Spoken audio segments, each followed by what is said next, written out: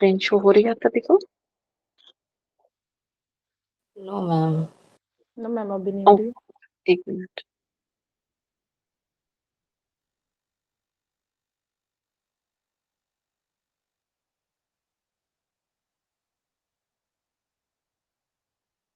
जी अब हो रही है? Yes ma'am. Thank you. अब हम आगे को मूव करते हैं। लास्ट क्लास तक हमने यहाँ पे पढ़ लिया था कि यूट्रस के ऊपर हम पढ़ रहे थे इसको, जिसकी 3 लेयर्स थी, हमने वहां तक पढ़ा था, पेरी, मायो एंड एंडो। ठीक है, अब मैं आपको छोटी सी, बहुत ही हमने किताबी तरीके से सीख लिया।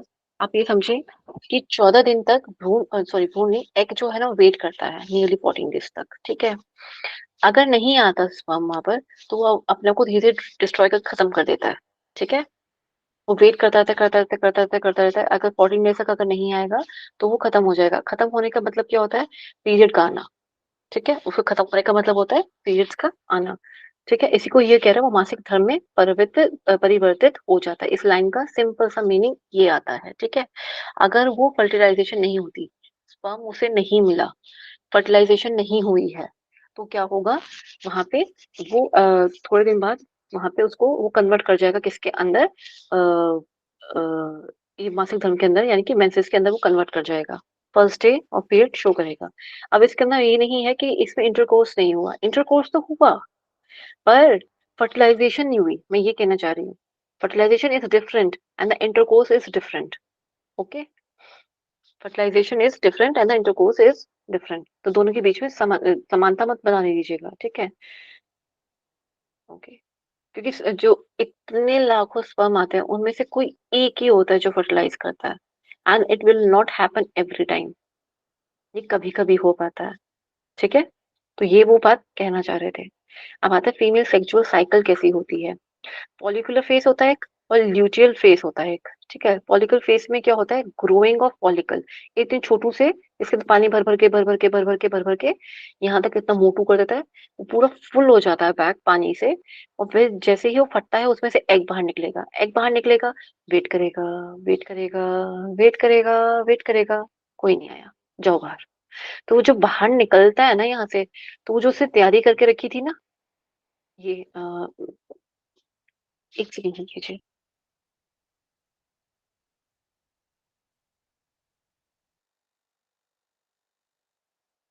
तो ये जो है, ये कॉर्पस, ये देखिए यहाँ पे, देखिए आप थोड़ा देख रहे हो यहाँ पे, अलग तरीके से है, ये निकल रहा है ये बाहर। इसको दिखाओ, जूम करो।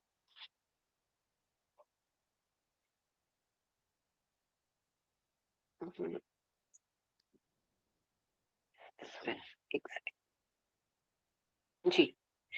जो इस ये जो पूरी लाइनिंग थी ना लेयर थी, अभी एक सेकंड रुकते हैं इसको। ठीक है, यहाँ पे देखो, पहले यहाँ पे ग्रोइंग फॉलिकल एरिया था, ये ग्रोइंग फॉलिकल एरिया है यहाँ पर। इसमें से ही वो सेम उसने क्या करा, पानी भरता, पहले छोटू सा था, पानी भरता गया, भरता गया, भरता गया, भरता गया, भरता गया, और फिर जो फूट के बाहर निकला, यहाँ पे मूव करके यहाँ पे इस तरफ आके वेट करेगा कि कब आएगा, कब आएगा, कब आएगा। नहीं आया, लेकिन वो सिर्फ यहाँ वेट नहीं हो रही होती, यहाँ लाइनिंग भी बिल्कुल प्रॉपरली उसकी रेडी हो जाती है कि वो यहाँ पे आके वो चिपकेगा। कौन? जो फर्टिलाइज हो जाएगा तब। तो इसने पूरी की पूरी तैयारी करके रखी है। यू कैन सी ओव्यूलेशन के टाइम पे ये थोड़ी सी मोटी हो गई है लाइनिंग। क्या आप देख पा रहे हो? ये लाइनिंग थोड़ी सी यस मोटी हो मैम। चुकी है। हाँ, ये यही इंपॉर्टेंट है, क्योंकि इसी पे आके इसने चिपकना होता है। क्या होना होता है? इसी पे आके इसने चिपकना होता है, इससे पहले वो चिपक नहीं पाता है। ठीक है, वरना वो चिपक नहीं पाएगा, इसके बाद ठहर ही नहीं पाएगा ये। फिर अच्छा यहाँ पे आया, घूमता पाया, और फिर यहाँ वेट करता रहा, नहीं आएगा, आएगा, आएगा, नहीं आया। ठीक है, तो यहाँ पे एंडोमेट्रियम जो होता है ये भी वेट करता रह गया।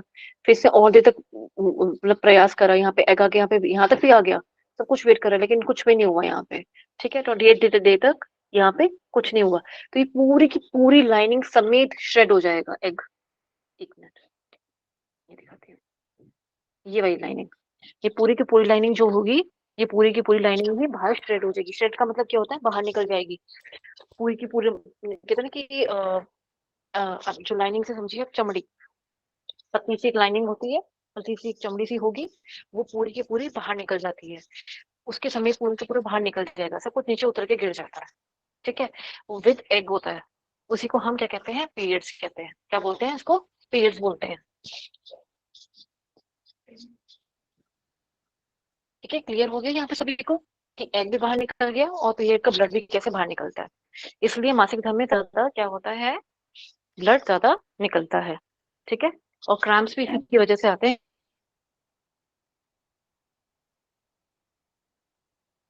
क्योंकि वहां पे जो लाइनिंग है वो निकल के उतर के बाहर आ रही होती है। क्या ये चीज क्लियर हो गई? तो यहाँ से आपको ये यस चीज मैम। क्लियर हो रही होगी कि कब फर्टिलाइजेशन के लिए, ओव्यूलेशन के लिए, प्रेगनेंसी के लिए, कंसीव करने के लिए सबसे ज्यादा अच्छा टाइम कौन सा होता है। यहाँ से बात समझ पा रहे हैं? यहाँ की चीजें तो आप लोगों को इतनी समझ आई है, बाकी चीजें तो सिर्फ उसकी साइज, लेंथ, इन सब में वेट की होती है। तो ये ज्यादा इंपॉर्टेंट चीज है। एस्ट्रोजन, प्रोजेस्टेरॉन, इनकी लोकेशन, वो कहाँ कहाँ पाई जाती है। एंड देन मेंसेस, जो ओव्यूलेशन पीरियड होता है, ग्रोइंग फॉलिकल्स कितने दिन का होता है, कब ग्रो करता है, आफ्टर द पीरियड्स वो ग्रो करना शुरू कर देता है। ठीक है, after the periods. Sometimes you have even heard कि just after the menses the pregnancy chances are higher. Just after the menses the pregnancy chances are higher. सुना है ना कई बार? सुना है या नहीं सुना? सुना है नहीं सुना मैम। कि आफ्टर नहीं सुना है? वो तो नहीं ओके सुन ओके ओके, कोई नहीं। It's a very common term वैसे। जस्ट आफ्टर द प्रेगनेंसीज, यानी कि जस्ट आफ्टर पीरियड्स जो होता है, प्रेगनेंसी के जो चांसेस होते हैं वो ज्यादा हायर हो जाते हैं। ठीक है, कंसीव करने के। ओके, एक कॉर्नर थोड़ा छोटा कर दे। ओके, कंप्लीट हो गया यहाँ पर। ओके, मासिक चक्र के दौरान जब ओवरी किससे आगे निकलता है, एग मतलब ये एक मतलब एग है।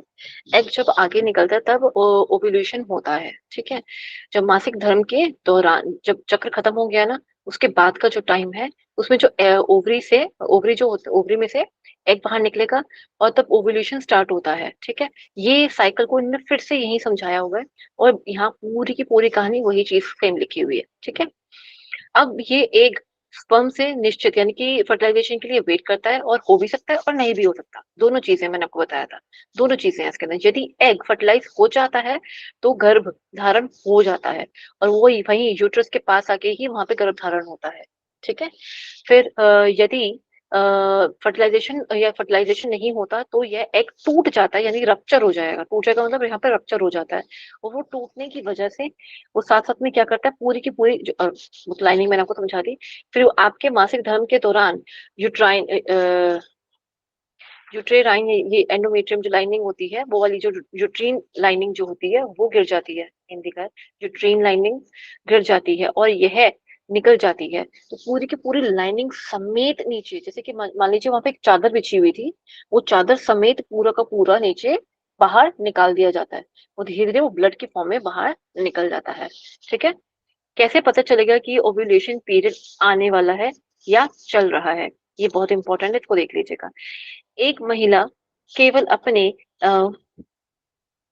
मेंस्ट्रुअल साइकिल यानी कि मासिक धर्म के चक्र में फर्टाइल दिनों के दौरान ही गर्भवती हो सकती है। मीन्स ओव्यूलेशन पीरियड जो चल रहा होता है ना, उन्हीं दौरान ही सिर्फ कंसीव करा जा सकता है, यानी कि फर्टिलाइजेशन सिर्फ तभी होगा।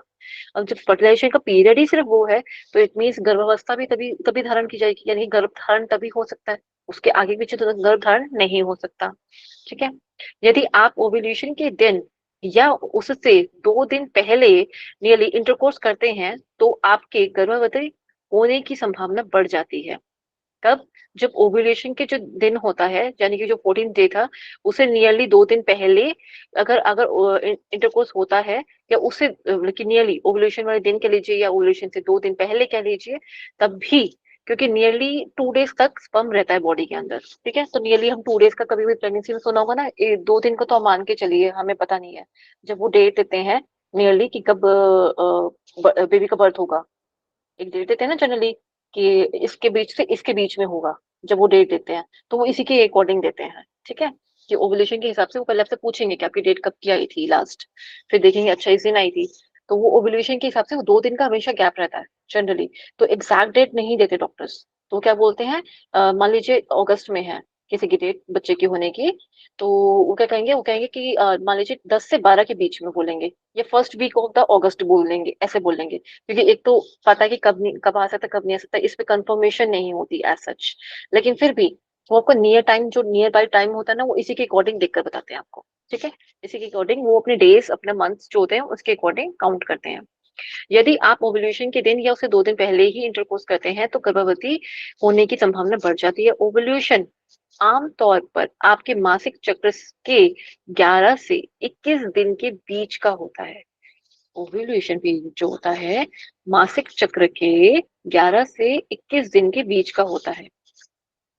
यदि आप पीरियड रेगुलर नहीं है तो आपका ओव्यूलेशन पीरियड भी अलग हो सकता है। इसलिए कहते हैं कि जब भी जिसका इरेगुलर होता है उनको डेट्स लिख के रखनी पड़ती है कि इस दिन लास्ट आया था, इस दिन लास्ट आया था। Otherwise the one who is already regular उसको लिखने की नीड नहीं होती है। ठीक है, तो इसमें थोड़ी कंफ्यूजन हो जाती है। अगर कोई रेगुलर है तो हमें पता है कि यही ओव्यूलेशन पीरियड बनेगा उसका, तभी कंसीव हो गया है या रेगुलर पीरियड से, इसी वजह से वो डेट पता लगाना मुश्किल नहीं होता। ठीक है, ये डॉक्टर पूछते भी हैं जब at the time of making a decision कि कब हो सकता है कब क्या है, उन सब चीजों को एक बार देखने के लिए ये सब पूछते भी हैं डॉक्टर। ठीक है, ये हमने पढ़ लिया ना, पढ़ लिया, ये भी पढ़, नहीं ये नहीं करा।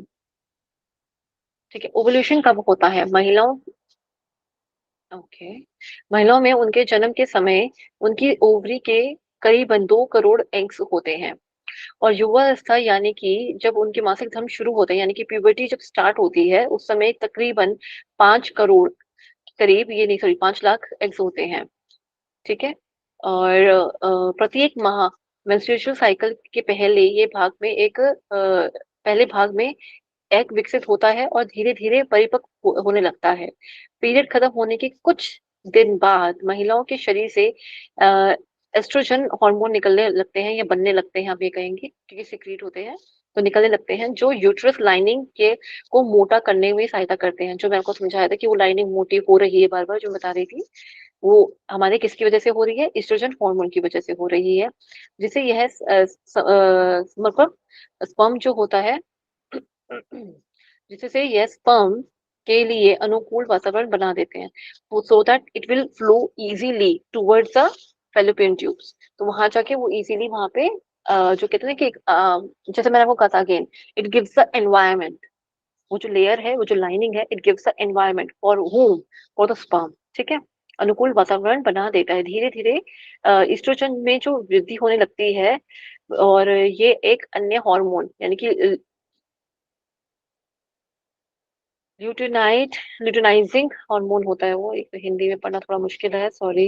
ल्यूटिनाइजिंग हार्मोन होता है, उसमें वृद्धि को ट्रिगर करता है, मतलब मीन्स वो ज्यादा बनने लगता है। अगर जब वहां पे एस्ट्रोजन लेवल हमारा थोड़ा धीरे धीरे, जो हमारा एस्ट्रोजन है उसमें वृद्धि होने लगी, फिर एलएच जो हमारे हॉर्मोन्स होते हैं उनको धीरे धीरे वो और इंक्रीज करता है, so that the environment will be more supportive for the fertilisation, fertilisation के लिए भी और आगे प्रेगनेंसी के लिए, उसको सपोर्ट करने के लिए ये दोनों हमारे हार्मोन रिलीज होने लगते हैं, एस्ट्रोजन एंड ल्यूटिनाइजिंग हार्मोन। ठीक है, एलएच की वृद्धि एक एग के ओवरी से रिलीज होने का कारण भी होती है।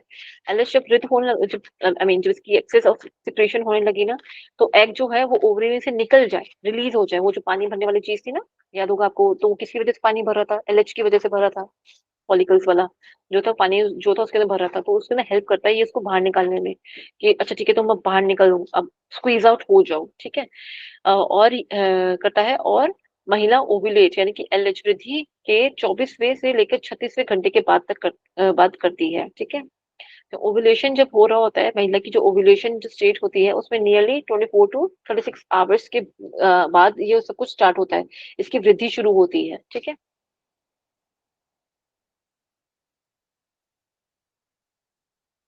ओके, इस दौरान यदि एग को स्पर्म मिल जाता है, और स्पर्म एग को एक निश्चित करने पर, यानी कि फर्टिलाइजेशन करने के लिए, यानी कि वो जो एक ना परत होती है उस पे, एग पे, उसको तोड़ के, उसको भेद के अगर स्पर्म अंदर चला जाता है, ये जो है अ, ये थोड़ा अजीब है। जैसे ये एग की लाइनिंग है यहाँ पर, ये बहुत सारे स्पर्म आ रहे हैं। ठीक है? ये एक ऐसी लाइनिंग है, ये ऐसी मेम्ब्रेन बनी हुई है, सबको अलाउ नहीं करती। तो कोई एक ही होता है जो स्पर्म अंदर तक जा सकता है। आप देख सकते हैं सिर्फ ये वाला ही अंदर जा पा रहा है। Rest are not able to penetrate, ठीक है? वो पेनिट्रेट नहीं कर सकते, वो भेदन नहीं कर पाते। तो जो सफल हो जाता है, जो भेदन कर पाता है, वो महिला गर्भ धारण कर लेती है, जब ऐसा हो जाता है। ठीक है? और यदि एग फर्टिलाइज नहीं होता, तो यह यूट्रस की लाइनिंग में मिल जाता है। मैं दिखा था छोटा-छोटा हो जाता है, तो वो पूरे के पूरे लाइनिंग के अंदर समाना शुरू हो जाता है। ठीक है? और एक तरह से मान लीजिए कि उसके अंदर कहते हैं ना कि पिघल सा जाता है, आप पिघलना भी नहीं बोलेंगे, सिकुड़ सा जाता है एक्चुअली, नॉट पिघलना, सिकुड़ सा जाता है वो।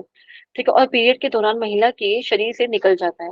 निषेचन ना होने के कारण, यानी कि फर्टिलाइजेशन ना होने के कारण की होने की स्थिति में यह प्रक्रिया फिर से होती है और जो अगले मासिक धर्म या पीरियड की शुरुआत होती है।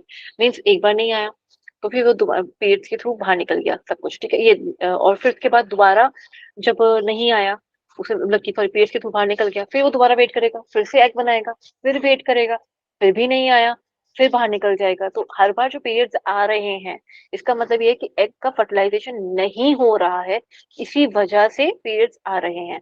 अभी क्लियर हुई ये बात कि क्यों आ रहे हैं? और ये आना अच्छी बात भी है, ये भी समझ लो। कहते हैं ना, it's not a problem, it is actually a benefit for us. अगर वो एग यहीं के यहीं मरा हुआ, समझ लीजिए सड़ गया या छोटा हो गया, खराब हो गया, खत्म हो गया, वो यहीं अगर रह गया, तो इन्फेक्शन क्रिएट करना शुरू कर देगा। अगर वो वहीं पे रह गया, उसकी डिकम्पोजिशन स्टार्ट हो जाएगी उसकी। और वो डिकम्पोजिशन अगर हमारे शरीर के अंदर ही स्टार्ट हो गई, तो उसको खाने के लिए, यानी कि उसको खत्म करने के लिए, उसको निकालने के लिए तो कोई प्रक्रिया होनी चाहिए। वैसे तो लाइसोसोम होते हैं, जो बैक्टीरियल या कोई भी चीज को जो हमारी बॉडी के अंदर होती है, या तो फॉरेन बॉडी होती है उसको खाने के लिए, या जो टॉक्सिन्स होते हैं उसको खाने का काम करती है, हमें हेल्प करती है। जो बैक्टीरियल इन्फेक्शन होती है उसके लिए डब्ल्यूबीसी होते हैं। लाइसोसोम जो होते हैं अंदर के टॉक्सिसिटी को खत्म करने के लिए होते हैं। पर यहाँ ऐसा कुछ नहीं है, यहाँ ऐसा कुछ नहीं है। तो इसमें क्या होता है, इसमें अगर बॉडी उस टॉक्सिसिटी को, यानी कि जो एग था, अब वो सड़ गया, खत्म हो गया, खत्म हो गया से मीन्स यहाँ सड़ गया वो बेसिकली, ठीक है? उसको इसी तरह से समझो। अच्छा खासा फ्रेश था, एक फ्रूट था, पर वो सड़ गया। अब सड़ी हुई चीज को बाहर निकालना जरूरी है ना बॉडी से, अदरवाइज वो इन्फेक्शन क्रिएट करना शुरू कर देगा कोई ना कोई तो। और फिर इतने साल तक, जब तक अगर इंटरकोर्स, या तो जब तक, एक तो होता है कि जब तक शादी नहीं हुई, जब तक इंटरकोर्स हुआ ही नहीं है, तो इतने साल वो वाला टाइम का एग जो वहां पड़ा रहेगा वो। फिर उसके बाद जो कि हर मंथ बन रहा है, ठीक है? फिर उसके बाद क्या होगा, अगर पीरियड्स ना, मान लीजिए पीरियड्स बीच में नहीं आते ही नहीं है, मान लीजिए, ठीक है, आते ही नहीं है किसी को भी, सोच लो कि अभी पीरियड्स वाली बात ही नहीं है, कभी एग्जिस्ट ही नहीं करते थे, तो क्या होगा? एग बना, ओव्यूलेशन के लिए उसने वेट करा, वेट करने तक उसने कुछ 14 दिन का वेट करा, उसने का नहीं आया, तो वो उसके बाद सड़के धीरे धीरे खत्म होना शुरू हो जाएगा। खत्म होने के बाद वहीं पड़ा हुआ है ना, उसी जगह पे ही है ना, तो बैक्टीरियल इन्फेक्शन समझ लीजिए वहां पे हो जाएगी। इन्फेक्शन तो ऑफकोर्स फॉर श्योर होगी होगी। तो कोई ना कोई ऐसी व्याधियां वहां शुरू कर देगा अपने आसपास। वो जब आसपास अपनी व्याधियां शुरू कर देगा, तो प्रॉब्लम्स क्रिएट होनी शुरू हो जाएंगी। तो उन सब चीजों को, ऐसा कुछ हो ही नहीं, कोई प्रॉब्लम, किसी भी तरह की प्रॉब्लम ना हो, तो वो उसको दूर करने के लिए, कि बॉडी को नुकसान ना हो इसकी वजह से, क्योंकि हार्मोन्स भी रिलीज होंगे, सिक्रीट होंगे, इसी की वजह से होंगे। फिर जो ब्लड सर्कुलेशन होती है, फिर वो ज्यादा बढ़ जाती है। आपको पता है जहाँ पे इंजरी होती है वहां ब्लड सर्कुलेशन ज्यादा हो जाती है, तो वो भी बढ़नी शुरू हो जाएगी। उसको ठीक करने के लिए हमारी बॉडी में और ज्यादा जो डब्ल्यूबीसी वगैरह सब कुछ है, ये सब कुछ निकलना ही शुरू भी हो जाएंगे, और बॉडी फिर और ज्यादा वीकन भी हो जाएगी। तो जितने साल तक लड़की ने शादी नहीं करी, 12 to 21 तक की एज तो कम से कम है, 23 मान लीजिए, 12 to 22 मान के चलिए, 10 साल तो ये हो गए, मिनिमम टू मिनिमम एज है। 22 23 से नीचे पे तो कोई भी शादी नहीं करता, इतने साल तक वो इकट्ठा रहेगा, वो नहीं निकाला। फिर उसके बाद पता नहीं, जब शादी हुई उसके बाद इंटरकोर्स करने के बाद कब स्पर्म जो है एग के साथ फर्टिलाइज करेगा, ये भी कंफर्म नहीं है, तो उसमें भी टाइम लगा, ठीक है? और ये जो इतना सारा टाइम है इन बिटवीन, अगर एग बाहर नहीं निकाला जाएगा, तो आप एक बार मन में सोच के देखिए कि कोई एक ऐसी चीज है जो सड़ी हुई है और अंदर पड़ी हुई है, तो कितना काम खराब करेगी। अगर दांत में भी कीड़ा लग जाता है, जैसे एक्चुअली कीड़ा नहीं तो सड़न होती है, वो अगर उसे ट्रीट ना किया जाए तो क्या होता है? दर्द होनी शुरू हो जाएगी, बदयादी हो जाएगी, खाना नहीं खा सकते, मुंह में दर्द रहेगी, पूरे हेड रीजन में पेन होनी शुरू हो जाती है, कान में छोटे छोटे शुरू हो जाती है, होता है। और यही सब कुछ इसके साथ होगा, इसलिए वो पूरी की पूरी लाइनिंग समेत बाहर निकाल के फेंक फेंक देता है, कि नहीं, ना तुम ना पूरी लाइनिंग। अच्छा, लाइनिंग तुम क्यों फेंकता है? क्योंकि वो लाइनिंग के अंदर ही घुलनशील बनना शुरू हो जाता है, जिस लाइनिंग के ऊपर वो जाके चिपकता है ना, उसी लाइनिंग के पास जाके ही ना, जिस लाइनिंग के पास जाके वो बैठा हुआ वेट कर रहा होता है उसका, तो उस लाइनिंग को ही पूरा का पूरा उसके साथ ही वो सेक्रेट, मतलब की पूरा, सॉरी, बाहर निकाल दिया जाता है, उसको निष्कासन हो जाता है उसका, ठीक है, उसके समेत होता है, क्योंकि उसमें काफी कुछ होता है जो कि हेल्प करता है फॉर द रिप्रोडक्शन, सॉरी, वो उसको हेल्प करता है। पर अब वो जब कुछ भी नहीं रहा, तो वो भी उसके साथ बाहर निकलने में उसके लिए हेल्पफुल रहता है। इसलिए उस टाइम पे ब्लीडिंग होती है, रहते देन कुछ और कहें कि अगर सूजन होती या कुछ और होता, ऐसा कुछ नहीं है। इसलिए उसमें ब्लीडिंग करती है क्योंकि पूरा का पूरा छील के, एक तरह से समझे, वो छील के बाहर निकल रहा है एरिया। एक स्किन है, स्किन को पूरा आप समझिए, स्किन को उतार के खींच के बाहर निकाला जा रहा है, सॉर्ट ऑफ, ठीक है। एग्जैक्टली ऐसा नहीं है, स्किन को बाहर नहीं निकाला जा रहा होता, पर आप ये समझ सकते हैं कि स्किन को जबरदस्ती नहीं निकाला जा रहा, मतलब पर स्किन को निकाला जा रहा है। तो वो जो स्किन अगर निकलेगी, तो एक तो पेन भी होगा, दूसरा वो ब्लीड करेगा, इसलिए वो वहां पे ब्लीडिंग होती है, इसलिए 2 से 3 दिन तक होती है। सेफ होता है अगर 1 से 2 दिन भी अगर ब्लीडिंग रहती है और कम भी रहती है चाहे इससे, तभी वो सेफ है। कुछ लड़कियों को कम होती है, तो वो भी सेफ है, इसमें कोई डरने वाली बात नहीं है कि उनको 2 दिन होती है, 1 दिन होती है, 3 दिन प्रॉपरली नहीं होती, बहुत ज्यादा नहीं होती। पर कलर के ऊपर डिपेंड करता है, colour is very much important. Days में 1 से 2 दिन चल सकता है, 3 days are not important, okay. Mandatory नहीं है कि 3 days ही। एक मिनट, इसकी लास्ट लाइन पर देख लेते हैं, ओके। गर्भ धारण करने के लिए आवश्यक है कि आप fertile window fertile window egg release होने के बाद स्पर्म के प्रजनन मार्ग में रहने वाले 6 दिन, it's not a fertile window दो, ओके। इसका ये टर्म तो यूज नहीं करते हैं इसके लिए, फर्टिलाइजेशन पीरियड बोलते हैं हम, या फर्टाइल होना जरूरी है, दैट्स इट। ये डिम तो नहीं बोलना चाहते थे, नहीं, ओके। एग रिलीज होने के बाद स्पर्म के प्रजनन मार्ग में रहने वाले 6 दिन में से ही इंटरकोर्स करें। इसमें ओव्यूलेशन वाला दिन और उस इसके बाद के 2 दिन सबसे उचित होते हैं। कौन कौन से दिन सबसे उचित होते हैं? एग रिलीज होने के बाद स्पर्म के प्रजनन मार्ग में रहने वाले 6 दिन, ठीक है। प्रजनन मार्ग में मीन्स जहाँ पे फैलोपियन ट्यूब के वहां पे, यूट्रस के वहां पर, जहाँ पे वहां पे 6 दिन होते हैं नियरली रहने वाले। अगर इसी के दौरान ही अगर इंटरकोर्स करा जाता है, तो ओव्यूलेशन वाला दिन जो 14th डे है, वो वाला दिन, और इसके बाद के 2 दिन जो है सबसे ज्यादा उचित माने जाते हैं फॉर द कंसीविंग, ठीक है, ओके। ये तो अभी मेल का आएगा, ओके। मेल रिप्रोडक्टिव ऑर्गन, ठीक है।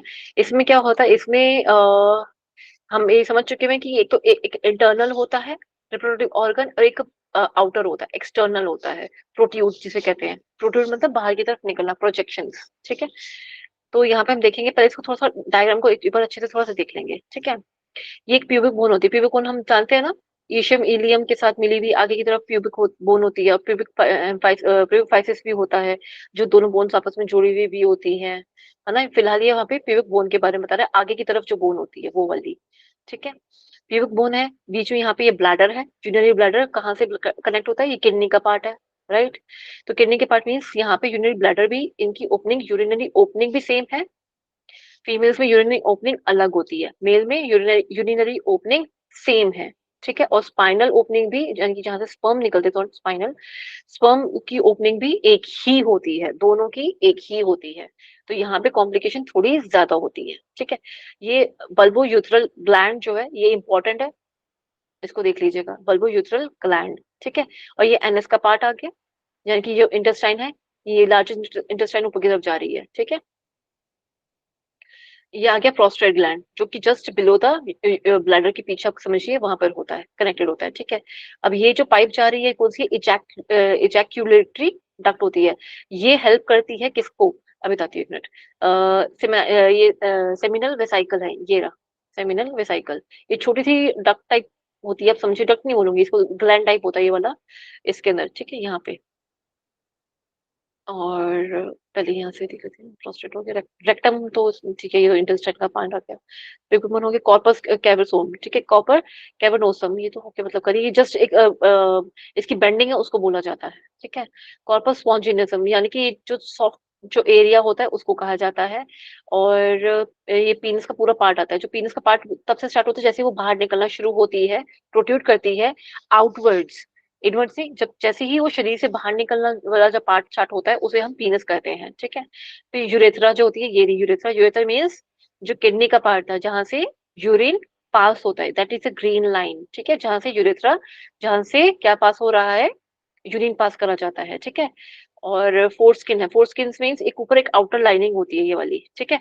ये आउटर लाइनिंग ही बचा के रखती, कई चीजों का काम आती है ये वाली आउटर लाइनिंग, इसके फंक्शंस बहुत सारे हैं मतलब, ठीक है। इंटरनल फंक्शन इसके बहुत सारे होते हैं। यूरेथ्रल सॉरी ग्लैंड्स होते हैं, इसको ग्लैंड्स भी बोलते हैं। जो ये जो मोटे वाला पार्ट कहलाता है फोर्थ स्किन, जिसके ऊपर लगी हुई है, वो किसके ऊपर लगी हुई है, ग्लैंड्स के ऊपर लगी हुई है।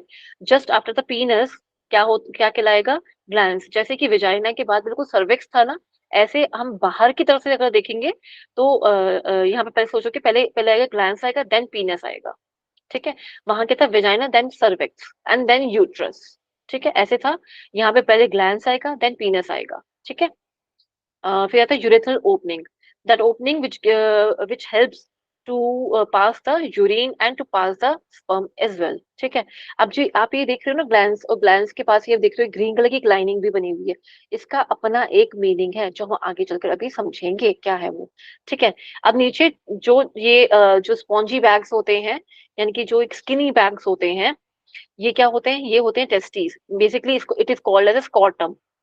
Those bags are scrotum, scrotum के अंदर होती है टेस्टीज, टेस्टीज के अंदर पाया जाता है सेमिनिफेरस ट्यूब्यूल्स। ये सारे नाम याद करने हैं, सारे नाम याद करने हैं। You can skip this one, corpus cavernosum, cavernosum और कॉर्पस स्पॉन्जियोसम, इसको आप स्किप कर सकते हो, बाकी rest of the parts are in your course, ठीक है। स्कॉटम, स्कॉटम के अंदर टेस्टिस, टेस्टिस के अंदर सेमिनिफेरस ट्यूब्यूल्स, ठीक है, ट्यूब्स ही होती हैं, ठीक है। ये हो गया, फिर इसके पीछे होता है एपिडाइडिमिस, ये वाला येलो वाला पार्ट जो है एपिडाइडिमिस, ये आपको दिख रहा है ना, वैसे मैंने ज्यादा जूम भी नहीं किया हूँ ना, एक Yes, मिनट, ma'am. ओके। ये वाला येलो वाला पार्ट जो है एपिडाइडिमिस होता है, और वैसा सॉरी ये वास डेफरेंस होता है, वास डेफरेंशिया भी होता है, सॉरी वास डेफरेंस, ठीक है। इसमें से ही निकल के जाता है यहाँ तक स्पर्म ऐसे, ठीक है। ये सेमिनल वेसिकल होती है, फिर ये दोनों यहाँ आके मिलते हैं, देखेंगे आप एक ही जगह आके मिल रहे हैं ये, and then it is connecting here. जबकि स्पर्म तो निकलना है यहाँ से, और स्पर्म की कोई भी आपको दिख रही है कहीं से भी कनेक्टिविटी, नहीं। अभी तक कनेक्टिविटी आपको किसकी दिखी है, यूरिनरी ब्लैडर और यूरिनरी की, मतलब मीन्स यूरिन पास होने का पैसेज तो हमें क्लियरली दिख रहा है, बट स्पर्म बनने का और स्पर्म बनकर बाहर निकलने का, उसको बाहर निकलने का मीन्स यहाँ तक पहुंच तो गया, लेकिन अब बाहर निकलने का रास्ता नहीं दिख रहा हमें। दिख रहा है यहाँ पे कहीं पे कनेक्शन दिख रहा है, नहीं। एक यहाँ कुछ दिख रहा है हमें, ठीक है ना, यहाँ हमें कुछ दिख रहा है, ये कुछ तो है यहाँ पर, इसको भी समझेंगे कि क्या है, ठीक है। प्रोस्टेट का हम सब जानते हैं कि ज्यादा टाइम तक अगर यूरिन को रोका जाए तो प्रोस्टेट की प्रॉब्लम बहुत ही कॉमन है, ठीक है, बहुत ही कॉमन हो जाती है। अब यहाँ पे एक बार ये देख लेते हैं, ये तो हमने साइड बेस से देखा था, यानी कि समझ लीजिए लेफ्ट साइड से देखा या राइट साइड से देखा, बॉडी को कट करा, बॉडी के अंदर हमने इस ऑर्गन को देखा, लेफ्ट साइड से देख रहे हैं या राइट साइड से, ये वो चीज आती है, ठीक है। अब ये सामने की तरफ से देख रहे हैं हम, from the front view, front view कैसा दिखेगा, यहाँ हमें दिखेगा ब्लैडर होगा, ब्लैडर से ये जो ट्यूब्यूल्स जो दिख रही है ना, या कहो ये तारे सी जो दिख रही हैं, ये तारे जो घूमती हुई आ रही हैं, ये क्या है, वास डेफरेंस, वो ये रहा वास डेफरेंस, जो येलो लाइन की मैं बात कर रही थी, कहाँ से कहाँ मिल रहा है, ये कैसे मिल रही है देखो, ठीक है, यहाँ आके इसके पास मिल रही है। सेमिनल वेसिकल यहाँ पे कहाँ पे है, ये रही सेमिनल वेसिकल, यहाँ देखो स्ट्रक्चर कितना डिफरेंट लगता है, और सामने से देखो कितना डिफरेंट है।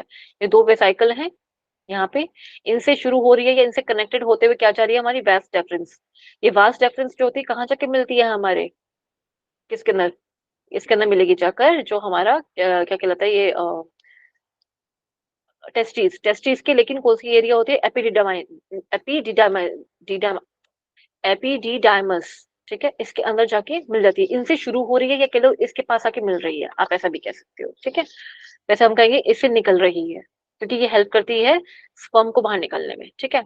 ये स्कॉटम है, जो सॉफ्ट स्पॉन्जी बैग्स होते हैं स्किन के, जस्ट बिलो द पेनिस, ठीक है। ये क्या हो गया, स्कॉटम, स्कॉटम के अंदर टेस्टिस, टेस्टिस के अंदर सेमिनिफेरस ट्यूब्यूल, ये यहाँ पे है ना, सॉरी सॉरी सॉरी सॉरी, ठीक है। स्कॉटम, स्कॉटम के अंदर टेस्टिस, टेस्टिस के अंदर सेमिनिफेरस ट्यूब्यूल्स, ये वाली, ठीक है। उससे फिर शुरू होता हुआ क्या जाएगा, वास डेफरेंस। यही ये तीन चीजें याद होगी कि नहीं हुई, क्योंकि यही इंपॉर्टेंट है, ये नाम आ जाते हैं कभी कभी। ये 3 चीजें इंपॉर्टेंट है। वास डेफरेंस जब आके मिलेगा किसके पास आके मिलेगा? सेमिनल वेसिकल के पास आके मिलेगा, ठीक है। अब ये वाला एरिया क्या आ गया? Prostate gland. क्या मिला? प्रोस्ट्रेट ग्लैंड, ठीक है। अब इसी पे से ही यूरिनरी ब्लैडर तो देखो बिल्कुल सीधा पाथवे दिखा रहा है, इसमें कोई भी गड़बड़ नहीं है, ना इधर जा रहा है ना उधर जा रहा है। यहीं से ऊपर से यूरिन इकट्ठा हुआ, यहाँ आया ब्लैडर के अंदर, and then it passes through, ठीक है। यहाँ पे आप देखेंगे यूरेथ्रा जो है काफी बड़ा है, ठीक है। यूरेथ्रा की जो ओपनिंग, यूरिनरी ब्लैडर की जो ओपनिंग है यहाँ पे काफी बड़ी है, जो कि फीमेल में नहीं होती, फीमेल में काफी छोटी होती है, हमने पढ़ा भी था जब हम गिरनी पड़ रहे थे, याद है। तो अब आप देख सकते हैं डिफरेंस कितना बड़ा है दोनों के बीच में। यहाँ पे कितना इसकी जो ट्यूब है वो कितनी बड़ी है, डिफरेंस है, there is a difference of length, ठीक है। ओके, इरेक्टाइल टिश्यूज, ये it helps the penis to get erectile, ठीक है। And this is a scrotum, scrotum के अंदर टेस्टिस, जैसे के अंदर ये आ गया, ठीक है। ओके, इसमें हमने स्ट्रक्चर अच्छे से पढ़ लिया एक बार, ठीक है। कुछ मिस हुआ क्या?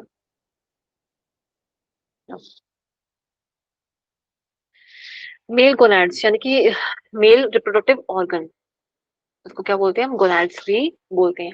टेस्टिस वन पेयर होती है, ठीक है। क्या होती है? वन पेयर, यानी कि दो होंगी, वन पेयर है, एक नहीं लिखा, वन पेयर, ठीक है। इन्हीं में स्पर्म बनता है, यानी कि जो स्कॉटम होते हैं वो दो स्कॉटम होते हैं ना, left and right, soft spongy, उसके अंदर जो होता है टेस्टीज होती हैं। क्या होती है? टेस्टीज होती हैं, ठीक है।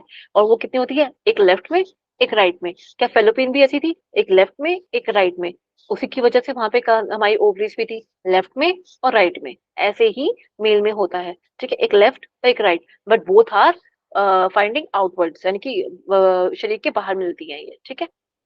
एसेसरी ग्लैंड्स क्या क्या होते हैं इसके अंदर? फीमेल्स में हमें देख लेते हैं एसेसरी ग्लैंड्स क्या थे, इसमें भी देख लेते हैं एसेसरी ग्लैंड्स कौन कौन से हैं। सेमिनल वेसिकल, वो छोटे छोटे जो हमने देखे थे साइड में यहाँ पे जो यूरिनरी ब्लैडर के पास थे। प्रोस्टेट ग्लैंड और कूपर्स ग्लैंड और बल्बो यूरेथ्रल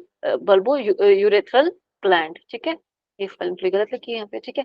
सीमेन जो होता है, सीमेन क्या होता है? स्पर्म, यानी कि टेस्टीज जो उसके अंदर बनता है ना, testes, seminal vesicle, prostate gland, Cooper's gland और एक्सेट्रा, ये सब मिलाकर जो बाहर निकलता है उस मिक्सचर फ्लूइड को सीमेन कहते हैं, ठीक है। ये एक, अभी समझेंगे कि मिक्सचर जो फ्लूइड है वो कैसे निकलता है।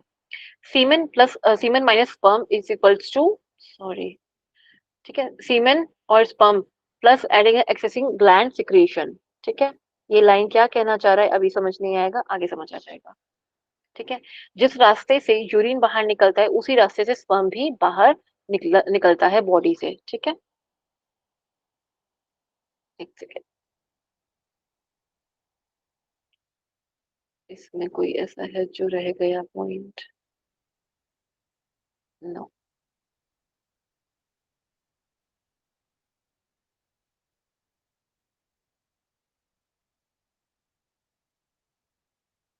ओके, यहाँ देख लेते हैं एक बार। Scrotum, scrotum is like a pouch like structure, इसके अंदर टेस्टीज होती है। स्कॉटम हमने समझ लिया जी, बिल्कुल, ठीक है। बाहर का टेम्परेचर ज्यादा होने से स्कॉटम डायलेट यानी कि फैल जाता है। जब टेम्परेचर ज्यादा होता है यानी गर्मी ज्यादा होती है तो वो डायलेट करेगा। बाहर का टेम्परेचर कम होने से स्कॉटम सिकुड़ जाता है, ठंड में सिकुड़ जाएगा, टेम्परेचर बेस्ड होता है, टेम्परेचर मेंटेन करना यहाँ पे बहुत मुश्किल हो जाता है, ठीक है। Testes work at 35 degree Celsius, which is a normal one. Normal body temperature जो होता है वो वहाँ 37 पे होता है, लेकिन it start working at 35 degree Celsius, ठीक है। टेस्टिस के अंदर ही स्पर्म बनता है, ठीक है। टेस्टिस के अंदर अनेक कंपार्टमेंट्स मौजूद होते हैं, इन्हें हम टेस्टिक्यूलर लोब्यूल्स कहते हैं। ये देखिए, यहाँ यहाँ से समझ आएगी सही बात है, जो चीजें हम स्ट्रक्चर पढ़ रहे थे ना वो यहाँ इसके अंदर समझ आएगा हमें, ठीक है। एक मिनट रुको, ये तो कुछ ज्यादा हैवी है आप लोगों के लिए, ठीक है। मैं सिर्फ इसकी स्ट्रक्चरल बेसिस पे आपको समझा दूंगी कहाँ से क्या चीज बन रही है, ओके। एक सेकेंड, ओके। टेस्टिस के अंदर बहुत सारे कंपार्टमेंट्स होते हैं, ठीक है। वो जो छोटे छोटे कंपार्टमेंट्स बनाए होते हैं उसे हम क्या कहते हैं? टेस्टिक्यूलर लोब्यूल्स, ठीक है। टेस्टिकुलर लोब्यूल्स के अंदर जो होता है सेमनीफेरस ट्यूब्यूल पाई जाती है, which is important. Seminiferous tubule ही हमारा पाथवे बनती है आगे उसको स्पर्म को ले जाने के लिए, इसलिए, ठीक है। एक सेकेंड,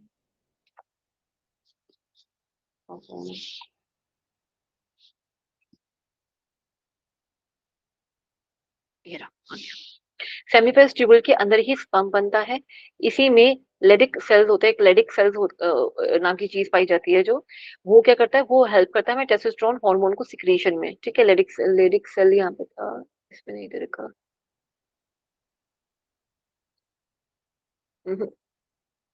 इसमें लिखा, आप सिर्फ इस बात को समझिए यहाँ तो। ठीक है, सेमिनिफेरस ट्यूब्यूल दे रखी है यहाँ पे, ये रही सेमिनिफेरस ट्यूब्यूल्स जो है ना, इसके अंदर स्पर्म बनेगा। स्पर्म किसकी हेल्प से बनेगा? लेडिक सेल से। वो टेस्टोस्टेरोन को रिलीज करेगा। टेस्टोस्टेरोन जो होता है ना, वो स्पर्म बनाने में भी काम करता है और हार्मोन सॉरी टेम्परेचर रेगुलेशन का भी काम करता है। ठीक है, और जो टेस्टोस्टेरोन और एक और काम क्या करता है, जो मेल बॉडी के अंदर टेस्टोस्टेरोन ही होता है जो दाढ़ी लाने का काम करता है, और उनकी आवाज थोड़ी भारी हो जाती है। ये सब कुछ जो काम करता है वो टेस्टोस्टेरोन का काम करता है इसके अंदर। ठीक है, छाती का थोड़ा चौड़ा हो जाना, बहुत सारे बाल गिरा आना, ये सब कुछ जो होता है टेस्टोस्टेरोन कर रहा है। मतलब वो अपनी जगह पे बैठ के भी काम कर रहा है और दूर भी काम कर रहा है। ठीक है, कौन? Testosterone hormone. ठीक है, अच्छा, रेटेड टेस्टिस जो होती है सेमिनिफेरस ट्यूब्यूल से जुड़ी हुई एक डक्ट होती है। ये सेमिनिफेरस जा रही है, रेटेड टेस्टी, हाँ ये रही रेटेड टेस्टी यहाँ पे निकल रही है। ठीक है, रेटेड टेस्टिस। ठीक है, ये सेमिनिफेरस ट्यूब्यूल इसने बनाए, स्पर्म बनाए, रेडी टेस्टी के पास गया, ट्यूब्यूल के पास, ये एक डक्ट सी होती है, इस डक्ट के पास ये गया और वासा डिफरेंशिया में जाकर मिल जाती है। वासा डिफरेंशिया कहाँ दिखा रखा है? डक्ट तो दिखा रखी है।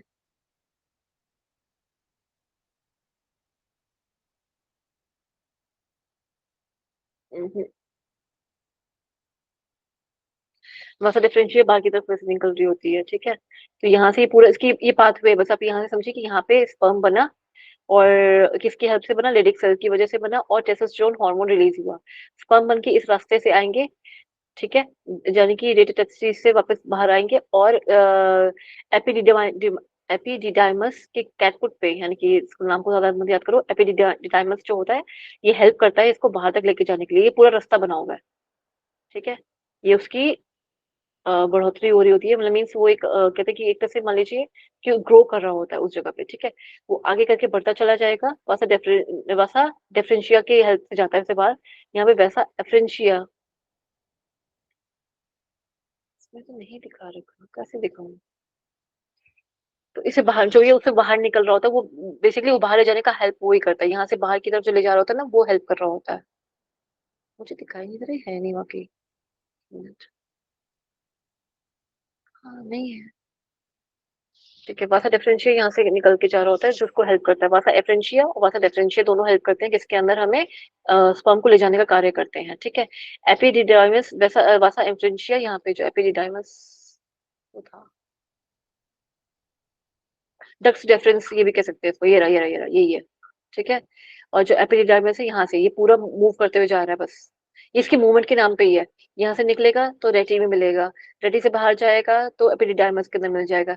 ये मूव करेगा नीचे पूरा वापस यहाँ तक, तो कॉर्डा, कॉर्डा मतलब होती है पूंछ, वहां तक पहुंचेगा। ठीक है, पूंछ से लेकर ऊपर तक वापस आता गया आता गया आता गया आता गया आता गया, यहाँ से मूव करते करते करते ये उससे बाहर निकल जाएगा, वासा से बाहर निकल जाएगा। ठीक है, वासा से बाहर निकला, वासा डेफरेंशिया से बाहर निकला, एपिडिडाइमिस के आगे एक डक्ट लगी हुई होती है। वासा डेफरेंस के आगे यूरिनरी ब्लैडर होता है। ठीक है, ये हाँ ये रहा ना, देखो यहाँ बना था वो, नहीं यहाँ पे नहीं है, यहाँ पे है, सॉरी, ये रहा। टेस्टिस के अंदर जो था सेमिनिफेरस ट्यूब्यूल्स थे। आप यहाँ से इसको बहुत सिंपल तरीके से समझो, डायग्राम के अंदर ज्यादा मत जाओ कि है ही नहीं डायग्राम इसलिए। ठीक है, यहाँ पे इसके अंदर यहाँ पे आया, यहाँ पे लेडिक हार्मोन ने, लेडिक सेल्स ने कुछ अपने हार्मोन रिलीज करे, यानी कि टेस्टोस्टेरोन रिलीज करे। उसने हेल्प करा सेमिनिफेरस ट्यूब्यूल के अंदर कि एक स्पर्म बना लो। स्पर्म बनाया और वो बनाने के बाद एपिडिडाइमस के अंदर आया। ये पूरा का पूरा वो लेयर था ना, घुमा हुआ जा रहा था जो, उसके अंदर आया, इससे बाहर निकला वासा डिफरेंशिया से। ठीक है, तो यहाँ तक ऊपर आया, घूमते घूमते घूमते यहाँ तक आया, यहाँ आके मिल गया। ठीक है, सेमिनल वेसिकल ये रहे यहाँ पर, और ये इनके पास आके मिल गया। ठीक है, अभी सेमिनल वेसिकल की क्या है यहाँ पर, ये एक ऐसी ग्लैंड है, यानी कि सपोर्टिव ग्लैंड है, जो वासा डेफरेंस के आगे साथ आके मिलती है। ठीक है, ये वासा डेफरेंस के आगे आगे मिलती है। ये एक इजैक्यूलेटरी डक्ट जो होती है, यानी कि जो ये रहा इजैक्यूलेटरी डक्ट, मतलब उसको बाहर फेंकने का काम करना। क्या? बाहर फेंकने का काम करना, निकाल देना, उसको इजेक्ट कर देना, किसी चीज को बाहर इजैक्यूएट कर देना। ठीक है, vasa deferens plus seminal vesicle secretion होती है यहाँ पे। सेमिनल वेसिकल भी अपने कुछ केमिकल्स रिलीज करता है, प्लस स्पर्म यहाँ से रिलीज होता है वासा डेफरेंस से, ठीक है। ये निकल के किस में से पासों के थ्रू जा रहे हैं, पासों के जा रहे हैं इजैक्यूलेटरी डक्ट के थ्रू, जहाँ से बाहर जा रहे हैं। तो ये कहाँ आ गए, कहाँ मिल रहे हैं यहाँ के, ये दोनों लेकिन मिल कहाँ रहे हैं, कहाँ इजैक्यूलेट करके जाना है इन्होंने, प्रोस्टेट ग्लैंड। कहाँ जाना है, मतलब जो इतनी लंबी इसने सवारी की, वो कहाँ आके मिली, ग्लैंड, प्रोस्टेट ग्लैंड के पास आके मिली। जो ये छोटू था यहाँ पे सेमिनल वेसिकल था, इसने जो केमिकल रिलीज करे वो कहाँ आके मिल रहे हैं, प्रोस्टेट के ऊपर, ठीक है। ओके, इजैकुलेटरी डक्ट यूरेथ्रा में ओपन होता है, ये जो है ना वैसे, ये वाला एरिया, ये यूरेथ्रा वाला एरिया जो है, ठीक है, इसमें आके मिल गया, ठीक है। प्रोस्टेट ग्लैंड जो सिक्रेशन होती है, यह अपना सिक्रेशन यूरेथ्रा में मिला देता है। अब ये क्योंकि दोनों की सेम टू सेम वो होती है, क्या कहते हैं, ओपनिंग, जाने का रास्ता दोनों का एक ही है। तो बल्बो यूथरल जो ग्लैंड होता है, कूपर्स ग्लैंड होता है, इन सबको सपोर्ट करता है कि इसकी मतलब कि जब ये आगे जा रहा होता है, मीन्स इसकी जो मूवमेंट होती है उसको ये आगे मूवमेंट के लिए इनको हेल्प करता है, ठीक है। ये अब आगे की तरफ आ गया कूपर्स ग्लैंड, ये रहा, ठीक है। ये अब आगे की तरफ जाता जाएगा। प्रोस्टेट ग्लैंड और कूपर्स ग्लैंड दोनों ही एक तरह से आप समझे कि इनकी आगे सिक्रेशन में काम करता है। ये अब आपके कोर्स में नहीं है वो, वरना ये जो स्पर्म का बनने का, बाहर निकलने का, यहाँ आके मिलने का, यहाँ आके मिलने का, और यहाँ से भी मिलने का, ये सारी प्रोसीजर में ये उतार चढ़ाव है सारे। जैसे हम डाइजेशन में पढ़ते हैं ना कि ऊपर जाएगा तो किस चीज की एब्जॉर्प्शन होगी, साइड में जाएगा तो किस चीज की एब्जॉर्प्शन होगी, नीचे आएगा तो इसकी होगी, जो लास्ट हम लार्ज इंटेस्टाइन में पढ़ते हैं। ऐसे इसमें होता है, इसलिए वो आपके इसमें कोर्स में नहीं है, तो मैंने कोर्स में क्या बहुत ज्यादा हो गया, उसकी नीड नहीं है समझने की, ठीक है। वरना वो यहाँ पे भी जो चक्र है ना, ये वाला जो आप समझ रहे हो, जो सिर्फ नाम नाम से पढ़ के अभी मैंने बहुत जल्दी समझे कि उस चीज को समझाया हमने, सिर्फ नाम नाम से ऊपरी भाव पे। अदरवाइज इसी इसी के अंदर ही चार चरण होते हैं समझने वाले। देन ऊपर तक जाने की भी यहाँ का अलग चरण है समझने का, फिर यहाँ का अलग है, ठीक है। फिर जब यहाँ सेमिनल वेसिकल से मिलेगा तो कुछ और होता है, फिर इसके अंदर जब यूरेथ्रा के अंदर जाके मिलेगा तो कुछ और होगा, फिर प्रोस्टेट उसके अंदर क्या हेल्प करता है वो कुछ और है, फिर देन कूपर्स ग्लैंड होता है, वो भी एक हेल्प करता है, उसके लिए भी है, ठीक है। पर वो ना तो हमें वो हेल्प समझ नहीं है इसके अंदर, ज्यादा डिटेल में है, बस नाम हमें याद रखना है कि कूपर्स ग्लैंड नाम की भी एक चीज है, प्रोस्टेट नाम की भी एक चीज है, ठीक है। नाम की वो चीज क्या है वो थोड़ा सा तो आएगा ऑफ कोर्स, पर वो अभी इसमें क्या कर रहा है, इसमें उसके रोल्स के बारे में ज्यादा नहीं है, ठीक है। अदरवाइज ये पूरा का पूरा आपको प्रोसेस अलग तरीके से समझना पड़ जाएगा, ठीक है। ओके, तो यहाँ से ही यूरेथ्रल से यहाँ से ही अब क्या निकल रहा है, यूरिन पास होता है, और इसी एरिया से ही यहाँ पे आके जब मिल गया सेमिनल वेसिकल और वासा डेफरेंस की वजह से यहाँ पे जो स्पर्म है वो दोनों यहाँ पे आके मिलते हैं और दोनों पुश होके आगे की तरफ मूव करके जाते हैं, सेम यूरेथ्रल ओपनिंग से ही जा रहे हैं, ठीक है। यह ग्लैंड भी एसेसरी ग्लैंड है, कौन सा, बल्बो यूरेथ्रल ग्लैंड है, स्पेलिंग को बाद में देख लीजिएगा। ये दोनों ग्लैंड्स जो होते हैं दोनों ही ग्लैंड्स अपना एक सपोर्टिव ग्लैंड है, एसेसरी ग्लैंड्स है, ये अपना सिक्रेशन यूरेथ्रा में मिला देते हैं, दोनों ही मिलके अपना सिक्रेशन किसमें मिला देते हैं, इसके अंदर यूरेथ्रा के अंदर मिला देते हैं। एक और ग्लैंड्स होते हैं ग्लैंड्स ऑफ लीटर, ठीक है। ओके, सेमिनल वेसिकल के सिक्रेशन जो होते हैं यहाँ पे, यानी कि इसके अंदर जो कुछ सिक्रेशन होते हैं, क्या सिक्रेशन करता है ये, म्यूकस, फ्रक्टोज, प्रोस्टाग्लैंडिन। फ्रक्टोज को यहाँ पे समझ लो, फ्रक्टोज क्यों रिलीज होता है, फ्रक्टोज इसलिए रिलीज होता है कि जो स्पर्म का जो एक स्पीड है ना भागने की, वो स्पीड किसकी वजह से होती है, फ्रक्टोज की वजह से होती है। किसकी वजह से मिलती है, फ्रक्टोज की वजह से वो स्पीड मिलती है। Mucus, again we know the roles of mucus, कि म्यूकस जो होता है हमें ऑफ कोर्स गति तो प्रदान करता ही करता है, प्लस जो एक कहते हैं ना कि, एक पैसेज के लिए हमें जरूरी है for the moment as well, हमें वो एरिया भी तो चाहिए कुछ एक, कहते हैं ना कि फ्रक्टोज ऑफ कोर्स हमें गति प्रदान कर रहा है, एक मूवमेंट जो कहते हैं ना कि स्पीड देता है, फ्रक्टोज तो वो देता है। म्यूकस जो होता है ग्लाइड करने के लिए, हमें थोड़ा आप समझ सकते हो, वो उसके लिए हमें हेल्प कर रहा है, ठीक है। यहाँ पे कि उसके आसपास की लाइनिंग में वो हमें मिल जाता है। प्रोस्टाग्लैंडिन जो होते हैं इसके अपने रोल्स होते हैं, और बहुत सारी चीजें यहाँ से निकलती हैं, किसमें से, सेमिनल वेसिकल से। पर अगेन मैंने कहा ना कि वो जो इसकी प्रोडक्शन हो रही है उसके अंदर अभी हमारा समझने का इसका रोल नहीं है। फ्रक्टोज एक शुगर है जो स्पर्म को एनर्जी देता है, ठीक है, क्योंकि स्पर्म को फीमेल की बॉडी में ट्रैवल करना होता है, ठीक है। और हम देखते हैं स्पर्म के पीछे एक पूंछ सी बनी हुई होती है जिसे हम फ्लैजिला बोलते हैं, और हमने मस्कुलर सिस्टम के अंदर ही पढ़ा था, इसे हम फ्लैजिलर मूवमेंट कहते हैं। तो वो मूवमेंट किसकी वजह से कर पा रहा है, वो एनर्जी कहाँ से ला रहा है, फ्रक्टोज से लेकर आता है, ठीक है। प्रोस्टाग्लैंडिन जो होता है ये एक ऐसा हार्मोन है जो केमिकल है, जो या तो क्या समझेंगे, ठीक है, जो वेजाइना के सर्विक्स के अंदर कि म्यूकस को पतला करते हैं, ताकि जो सर्विक्स का जो लाइनिंग है उसमें जो म्यूकस लगा हुआ है उसको थोड़ा सा पतला करेंगे, so that it can move move कहाँ पे, अंदर की तरफ जाके वो मूव कर सके। तो ये किसके अंदर पाया जाएगा, स्पर्म के अंदर पाया जाएगा। ठीक है। प्रोस्टेट ग्लैंड जो होता है ये सिक्रीशन करता है milky fluids which is citrate and anticoagulants. ठीक है। जो इसकी असली वजह होती है सीमेन का कलर जो होता है ना, व्हाइट जो होता है, उसको ये व्हाइट कलर, ये मिल्की फ्लूइड कलर हमें उसकी वजह से मिलता है। ठीक है। उसकी वजह से हमें ये प्राप्त होता है, जो स्पर्म का थोड़ा व्हाइटिश कलर होता है वो। ठीक है। एंड देन वजाइना में वो जब जाएगा तो उसको जो प्रोवाइड करता है कि हाँ ये अपनी जगह बनाने के लिए, ताकि वहां पे फर्टिलाइजेशन हो सके और बेबी के लिए फर्टिलाइजेशन मतलब कि हो सके प्रॉपरली। अगर ये नहीं होगा तो ये प्रॉपरली उसको भेद नहीं पाएगा, किसको, ओवा को। ठीक है। फर्टिलाइजेशन के लिए फिर आगे नहीं हो पाएगा।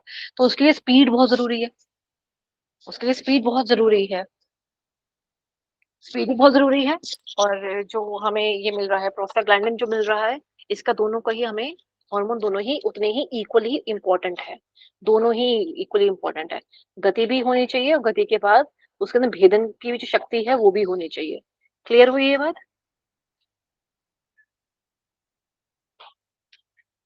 Okay, thank you. सीट्रेट जो होता है इसे भी स्पर्म को एनर्जी मिलती है।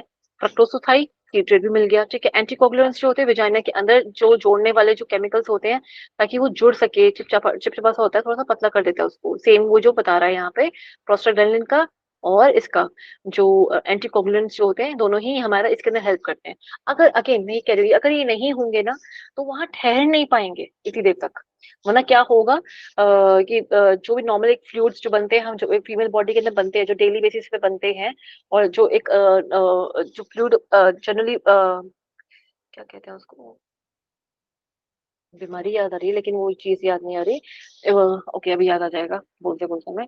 तो वो जो फ्लूइड जो बाहर निकलता है फीमेल बॉडी से जनरली, दैट फ्लूइड जो इजैकुलेट होता है, अदरवाइज उसी के थ्रू ही, उसके साथ साथ ही स्पर्म बाहर निकल जाएगा, ठहर नहीं पाएगा बॉडी के अंदर, फीमेल बॉडी के अंदर। ठीक है। तो अब बॉडी के अंदर ठहरना भी चाहिए, एटलीस्ट कुछ दिन तो वहां रहता है, तभी तो वो ओव्यूलेशन, सॉरी, तभी तो वो उस ओव्यूलेशन पीरियड को यूज कर पाता है और फर्टिलाइजेशन हो पाती है। अदरवाइज वहां रुकेगा नहीं, ठहर नहीं पाएगा। ठीक है। ओके। बल्बो यूरेथ्रल ग्लैंड जो होते हैं, कूपर्स ग्लैंड क्या होते हैं, ये एक secrete alkaline clear mucus, secrete क्या करता है, एल्कलाइन क्लियर म्यूकस ये सीक्रेट करता है। क्योंकि यूरिन जो होता है हल्का सा एसिडिक होता है, यानी कि इसका पीएच लेवल थोड़ा सा हाई होता है, वह यूरेथ्रा को भी एसिडिक बना देता है। जो यूरेथ्रा की जो लाइनिंग होती है ना, उसको भी थोड़ा सा वो एसिडिक बना देता है। अगर स्पर्म आएगा तो वह सर्वाइव नहीं कर पाएगा, जल जाएगा वहां पर। ठीक है। क्योंकि वो उस नेचर का नहीं होता, इसलिए उसके आसपास का जो ये रहा, कहाँ गया, ये रहा कूपस ग्लैंड। ठीक है। तो ये हेल्प करेगा कि अच्छा तुम यहाँ पे आ रहे हो फटाफट, ये अच्छा देखो आप, एक चीज देखो यहाँ पे भी, और ये यहाँ पे था यूरेथ्रा और स्पर्म ने यहाँ से आना था। तो उसको जब पता चलता है ना कि यहाँ से यहाँ ये आने वाला है, स्पर्म आने वाला है, तो फटाफट से यहाँ पे वो अपनी म्यूकस लाइनिंग, यानी कि जो एक एल्कलाइन म्यूकस लाइनिंग है, स्पेशली देखो एल्कलाइन वर्ड यूज करा हुआ है यहाँ पे, एल्कलाइन, यानी कि पीएच लेवल को दबा देने वाला जो एल्कलाइन म्यूकस है, वो यहाँ से तुरंत ही रिलीज हो जाएगा। इससे पहले ही कहते हैं कि राह में जैसे कि कारपेट को भिजा देना, ऐसे ये कारपेट बिछा के रख देगा यहाँ पे, कि फटाफट से वो यहाँ पे आके ग्लाइड करके बाहर निकल सके, प्रॉपरली बाहर निकल सके, किसी भी तरह की कोई परेशानी ना आए। ठीक है। तो ये उसको क्लियर आउट करने का हेल्प करता है। कौन करता है, कूपर्स ग्लैंड। कूपर्स ग्लैंड क्या करता है, एल्कलाइन क्लियर म्यूकस वहां पे सीक्रेट करता है, सो दैट कि कहीं से भी कोई भी किसी प्रकार का पीएच लेवल और यूरेथ्रा, क्योंकि यूरिन मैंने अगेन बताया कि यूरिन थोड़ा सा एसिडिक इन नेचर होता है, थोड़ा सा, बहुत ज्यादा नहीं होता। ठीक है। थोड़ा सा एसिडिक इन नेचर होता है, जबकि फीमेल के अंदर ना एसिडिक लेवल को मेंटेन करने के लिए वो दोबारा रीअब्जॉर्प्शन करता है। आपको याद होगा, फीमेल में नहीं, सॉरी, किडनी में, फीमेल मुंह से निकल गया, किडनी में आपने नोटिस करा होगा कि थोड़ा सा वो एसिडिक नेचर्स को बैलेंस करने के लिए कार्बोनेट आयंस को थोड़ा सा एब्जॉर्ब कर लेता था किडनी के बिल्कुल लास्ट चरण के अंदर। आपने नोट करा होगा, जब यूरिन को बाहर निकालना होता है थोड़ा सा एब्जॉर्ब कर लेता है, ताकि बहुत ज्यादा एसिडिक नेचर ना हो जाए उसका। ठीक है। जब यहीं पे भी सेम ऐसा है, यहाँ पे भी थोड़ा सा एसिडिक नेचर तो इसने ऊपर एब्जॉर्ब कर ही लिया था, लेकिन फिर भी और भी थोड़ा सा एसिडिक नेचर तो होता ही है, हल्की सी जलन तो रहती ही है। तो वो ना रहे, स्पर्म के लिए ना रहे, फॉर नॉर्मल स्किन लाइनिंग वो इतना दिक्कत नहीं है, लेकिन for the sperm it shall be in the alkaline in nature, वो जरा सा भी पीएच लेवल बर्दाश्त नहीं कर सकता। ठीक है। ओके।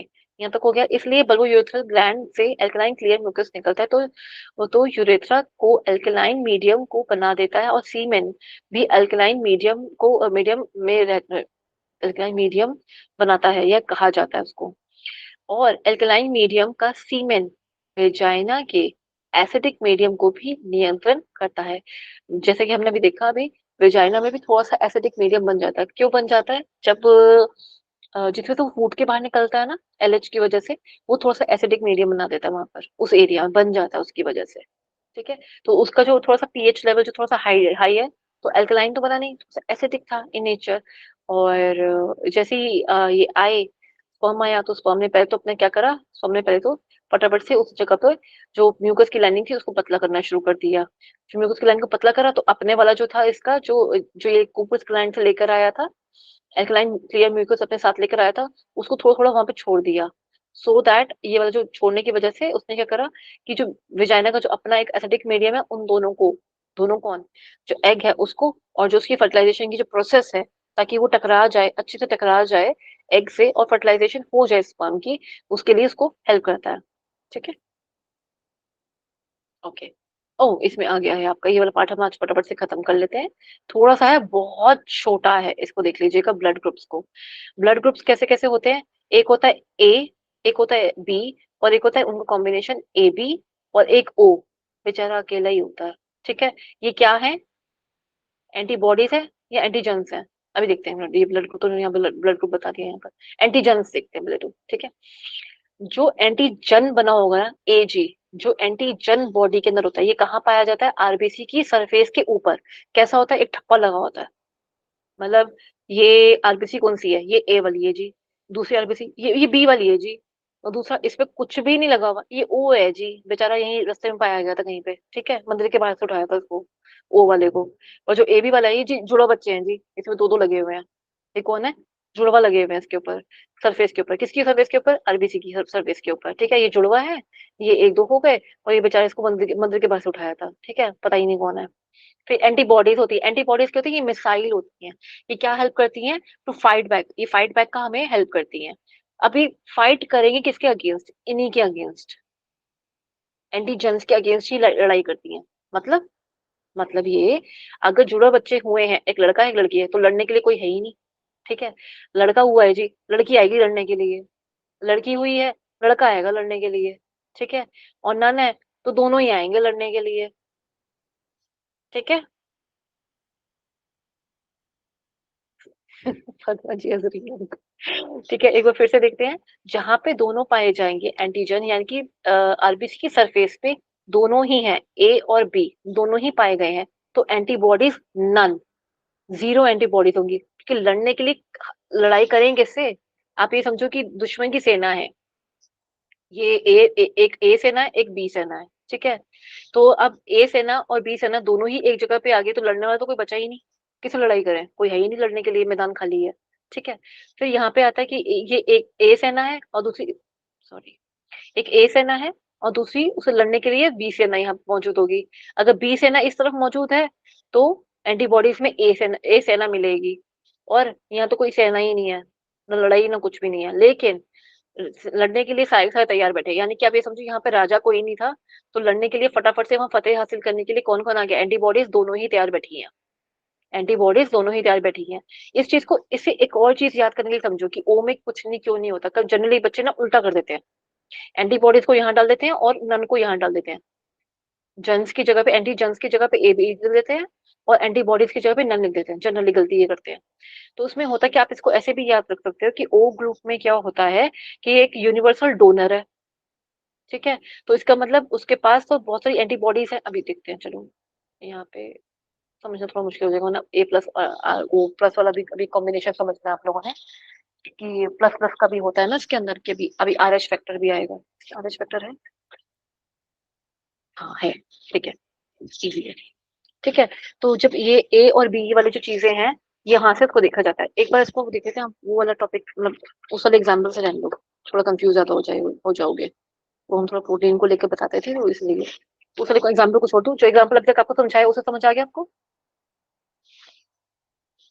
कि कौन किसके अगेंस्ट एंटीबॉडीज बना रहा है? अब आ जाओ, कि ब्लड दे कौन सकता है और रिसीव कौन कर सकता है, ठीक है, कि किसके कौन से वाले ब्लड ग्रुप को कौन से वाला ब्लड चढ़ाया जा सकता है, ठीक है, समझ आ रही है बात?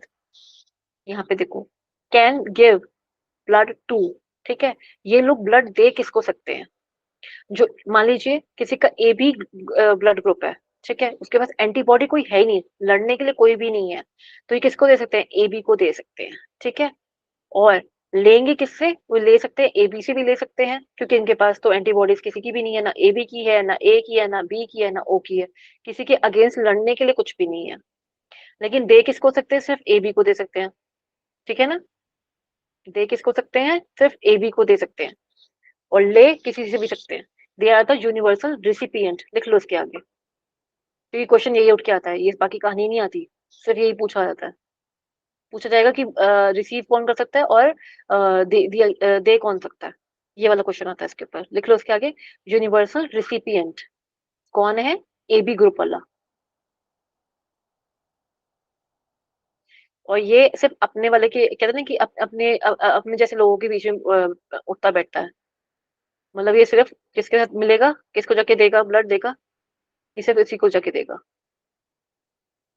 लेकिन ये लेगा किससे, ये तो एक ऐसा है, फ्री की चीज ही मिलेगी तो भी ले लेगा, ये वो है, ए भी आ रहा है आने दो, ए आ रहा है आने दो, बी आ रहा है आने दो, ओ आ रहा है आने दो, सबको आने देता है, मैं कहते थे कि कुछ भी दे दो चलेगा, सब चलेगा इसको, लेकिन मिलेगा जब खुद की देने की बारी आएगी तो देगा किसी किसी एक को, यानी कि अपने ए बी वाले को, ठीक है, लेकिन ये कर कौन रहा है, ये भी इजी है याद करना, कि जो जुड़वा वाले हैं सिर्फ वही ऐसा कर रहे हैं, कौन से, सिर्फ जुड़वा वाले जो है वही ऐसा कर रहे हैं।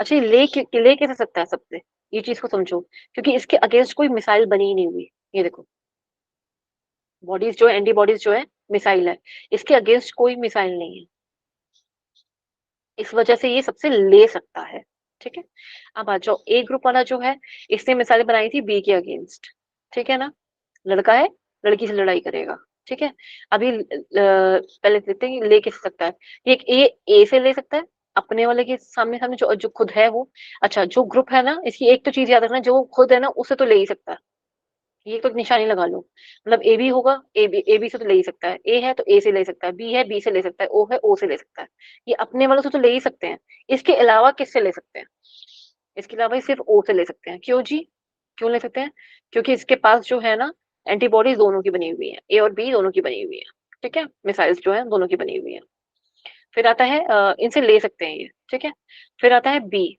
सॉरी पहले देखते हैं कि किसको किससे किसको ये दे सकते हैं, खुद किसको दे सकते हैं, एक तो मैंने कहा जो ये खुद है वो दोनों केस में जाएगा, ए है ए दोनों में जाएगा, दे भी सकता है और ले भी सकता है, ए के बीच में, कहते हैं ना, अपने जैसे लोगों के बीच में ये दे सकता है, ए वाले जो लोग हैं उनको दे सकता है, अब इसके अलावा ए बी आया उसको भी दे सकता है, क्योंकि उसके पास क्या है, एंटीबॉडी नहीं है कोई भी, ए बी की कोई भी एंटीबॉडी नहीं है, इसलिए इसने एक ए से ये उसको दे सकता है, कौन, ए, ठीक है, यहाँ पे है ना ए, तो यहाँ पे इसको ए बी को ये दे सकता है, ठीक है, अच्छा ले किसे सकता है, ओ से, अच्छा उम्मीद है।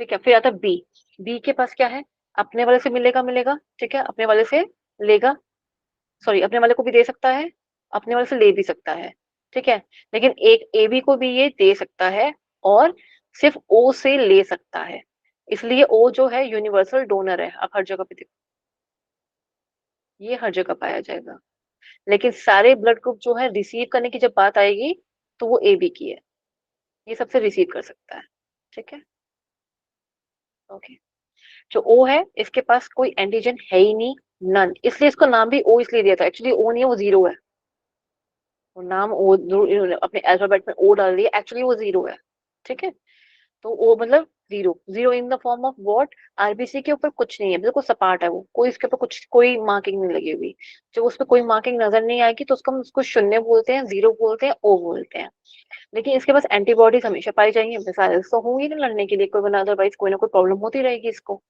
तो इसके पास क्या कौन कौन से इसके ये किसको दे सकता है, ये सबको दे सकता है, जितने ग्रुप यहाँ पाए गए उतने ग्रुप यहाँ पाए गए, लेकिन ले किससे सकता है, ले सिर्फ अपने वाले से सकता है, ठीक है, ले सिर्फ अपने वाले से सकता है, और यहाँ ये क्या था, ये किससे किसको दे सकता है, ये दे सिर्फ इसको सकता है अपने वाले को, इसलिए universal donor O universal recipient A B.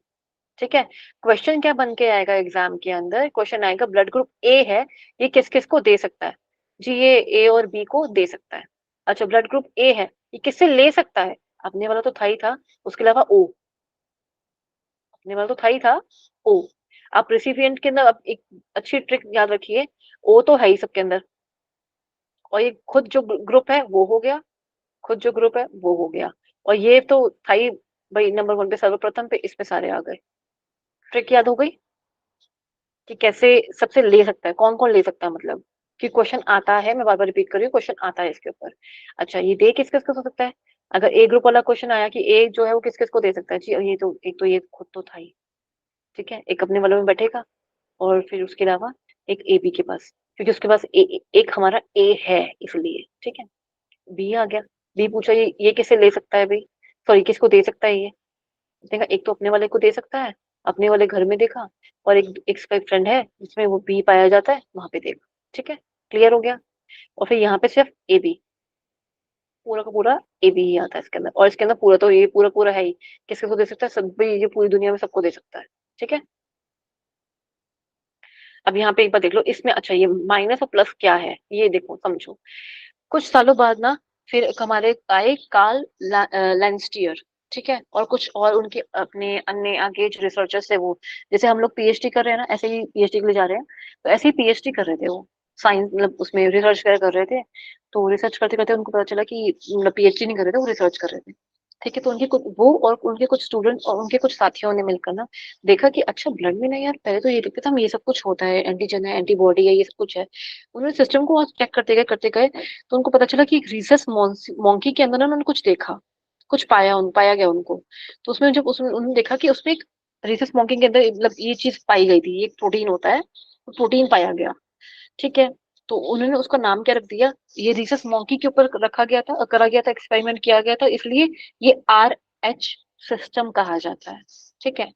अब ये RH जो है, अगर हमारे RBC के अंदर है, ठीक है, अगर ये RH जो है वो हमारे RBC के अंदर है, तो ये क्या करते, तो क्या कहलाएगा, उसे कहेंगे हम, सॉरी RBC के अंदर नहीं होता, ये प्लाज्मा के अंदर होता है। RBC के अंदर तो सिर्फ हमारे एंटीजन मिलते हैं, ठीक है। जो RH फैक्टर होता है वो प्लाज्मा के अंदर होता है, किसके अंदर, प्लाज्मा के अंदर, ठीक है। तो उन्होंने कहा कि अगर RH फैक्टर प्लाज्मा के अंदर है तो वो पॉजिटिव है, अगर RH फैक्टर जो है वो नहीं है उसके अंदर, तो वो RH नेगेटिव है। ना यहाँ पे AO किसी की बात नहीं कर रहा, ठीक है, वो सिंपली बात कर रहा है कि RH है तो पॉजिटिव है, अगर RH नहीं है तो वो नेगेटिव है, सिंपल, इतनी बात बोली, ठीक है। अब एक चीज आती है कि अब RH वाली जो चीज है, सेम टू सेम ये से जो सारे नाम हमने पढ़े थे ना अभी, A B AB और O, ये जो हमने नाम पढ़े, इनके आगे आप प्लस लगा लीजिए, ठीक है, जैसे इसमें कर रखा है इन्होंने, A+, B+, O+ और AB+। अब RH फैक्टर इन चारों ग्रुप में नहीं है, तो AB-, A-, B- and the O-। Clear हुआ कि ये चार, पहले 4 तरह की ब्लड ग्रुप हुआ करते थे, अब ये 8 हो गए हैं, 4 पॉजिटिव हैं और 4 नेगेटिव है, सेम ग्रुप के ही, ठीक है। अब जो O- है वो क्या करेगा, अब वो यूनिवर्सल डोनर में नहीं, यूनिवर्सल डोनर में O नेगेटिव आ जाएगा, ठीक है, ये यूनिवर्सल डोनर आ जाएगा, इस O नेगेटिव के आगे लिख लो यूनिवर्सल डोनर, ठीक है। ये सबको दे सकता है कौन, O नेगेटिव। बात अभी तक हमने क्या समझा था, सिर्फ O, कि O यूनिवर्सल डोनर है, हमने यही समझा था ना अभी तक कि सिर्फ O क्या है, हमारा यूनिवर्सल डोनर। अब O नेगेटिव जो है वो यूनिवर्सल डोनर है, not the positive one. Positive के पास भी कुछ लिमिटेशन आ जाती है, ठीक है। वो किस किस से ले पाएगा, पेशेंट मतलब जो किस किस से रिसीव कर पाएगा, सिर्फ इन दो से ही रिसीव कर पाएगा, ठीक है। और फिर क्या आता है, यूनिवर्सल रिसिपिएंट लिख लो उसके आगे, वो होता है AB+ वाला, सभी पे टिक लगा दी इसमें, इन सब से ले सकता है ये, ठीक है, इन सब से ले सकता है। ये इसमें आप देख लीजिएगा कि इसमें कैसे ले सकता है, किससे नहीं लगता है, ज्यादा हो जाएगा और डिटेल में हो जाएगा, एक बार इसको देख के ना आप समझ सकते हो, ज्यादा कुछ खास नहीं है, बस चीजें थोड़ी सी ऑब्जर्व करने वाली है। इसमें से क्वेश्चन सिर्फ 2 ही बनते हैं, who is a universal recipient, universal donor, and who is a universal recipient. That is the A positive, AB positive, I'm sorry, AB positive universal recipient. और नेगेटिव वाला जो है वो बल्कि सबसे ले सकता है, O नेगेटिव। ठीक है, थोड़ा सा उल्टा हो गया ना साइन के अंदर, पॉजिटिव वाला सबको दे सकता है, सॉरी सबसे ले सकता है। ठीक है, और जब वही ओ नेगेटिव है वो सबको दे सकता है। ठीक है, अब एक और चीज देख लेते हैं, इसके अंदर एक इनकम्पैटिबिलिटी आती है, ये लिख लो, ये इंपॉर्टेंट है, इन रियल लाइफ के लिए बहुत ज्यादा इंपॉर्टेंट है, बहुत ज्यादा। ठीक है, बहुत ज्यादा इंपॉर्टेंट है, पीछे इसका चलन भी चला था, आई स्टिल रिमेम्बर, न्यूज में बहुत आया था इसके बारे में, जब ये सब कुछ होता था। तो एक बार ना कुछ समुदाय में ऐसा कुछ हुआ था कि वहां पे शादी कैंसिल हो गई थी या कुछ ऐसा हुआ था, तो या किसी का इंटरव्यू, हाँ शादी कैंसिल हुई थी किसी की, और एंड मोमेंट पे कैंसिल हुई थी। तो काफी हल्ला मचा था उस टाइम पे, काफी न्यूज में आया था, कुछ ऐसा हुआ था उस दौरान। तो उसके बाद से it just become a like a normal trend कि लोगों ने इसको फॉलो करना शुरू कर दिया था। पर लेकिन ये बहुत पुरानी बात बता रही हूँ, 18-20 साल पुरानी बात बता रही हूँ मैं ये वाली। तो तब क्या हुआ, इन्होंने तभी ये सब कुछ देखा जा रहा था कि क्या देखा जा रहा था उन लोगों के अंदर, वो चीज नोटिस करी जा रही थी कि एक ब्लड ग्रुप है, यानी कि पॉजिटिव वाला। ठीक है, उस ब्लड आरएच की कंपैटिबिलिटी की बात कर रही हूँ, अगर आरएच, सिर्फ आरएच की बात कर रही हूँ, ना ओ ना बी ना ए ना सी ना कोई भी नहीं, मैं सिर्फ पॉजिटिविटी की बात कर रही हूँ। अगर, लिख लो पहले, ये जो मैं बात बोल रही हूँ उसको लिखते रहना साथ साथ में। अगर माता पॉजिटिव है और पिता भी पॉजिटिव है तो बेटा पॉजिटिव होगा। ठीक है, अगर माता नेगेटिव है, पिताजी भी नेगेटिव है, तो बेबी भी नेगेटिव होगा। दो चीजें हो गई, दो पॉजिटिव में चला गया, ना कि positive positive positive, negative negative negative, ये दो सिचुएशन होगी। थर्ड सिचुएशन पे आओ, माता पॉजिटिव है, पिताजी नेगेटिव है, तो बेबी पॉजिटिव होगा, यानी कि माता पे जाएगा। ठीक है, अब इंपॉर्टेंट वाला समझो, आरएच फैक्टर माता के अंदर नेगेटिव था, पिताजी के अंदर पॉजिटिव था, बेबी होगा तो पॉजिटिव, लेकिन लेकिन लेकिन लेकिन इसके अंदर क्या करेगा वो, अगर माता ने जन्म दिया बेबी को, ठीक है, बहुत अच्छी बात है, सब कुछ सही चल रहा है, इसके बाद माता दोबारा प्रेग्नेंट नहीं हो सकती, दोबारा गर्भ धारण नहीं कर पाएगी, क्योंकि इससे क्या होगा, उसकी बॉडी के अंदर नेगेटिव आरएच था।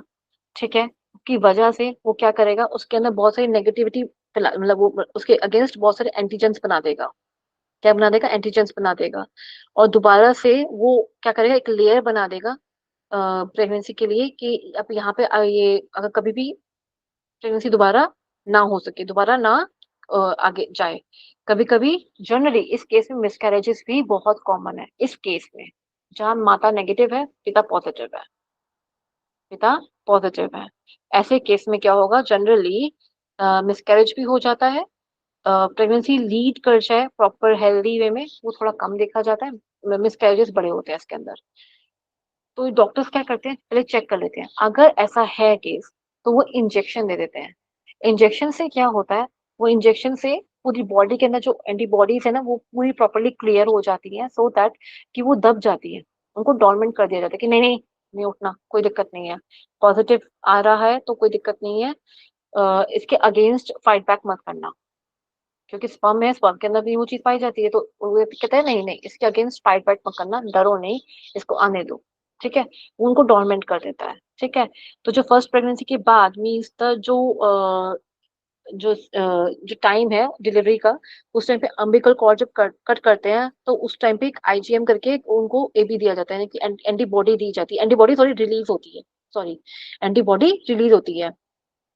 ठीक है, जो कि फर्स्ट प्रेगनेंसी के मीन्स बेबी के अंदर और मदर को कुछ नुकसान ना पहुंचे उसके लिए ये मतलब ये रिलीज होती है, ये नॉर्मल प्रेगनेंसी में होती है। ठीक है, फिर जब सेकंड प्रेगनेंसी होती है, तो सेकंड प्रेगनेंसी के ऑनवर्ड्स जब होता है, तो ये जो आईजीएम करके जो हमारा एक वो होता है, एंटीबॉडी होती है, वो जब दी जाती है उसके बाद बनता है। ठीक है, एक प्रेगनेंसी के दौरान बना, जो रिलीज हुआ ना, अम्बिकल कॉर्ड कट हुई, बेबी बाहर आ गया, अम्बिकल कॉर्ड कट हो गई, तो उसने ये रिलीज करा, एंटीबॉडीज रिलीज हुई थी।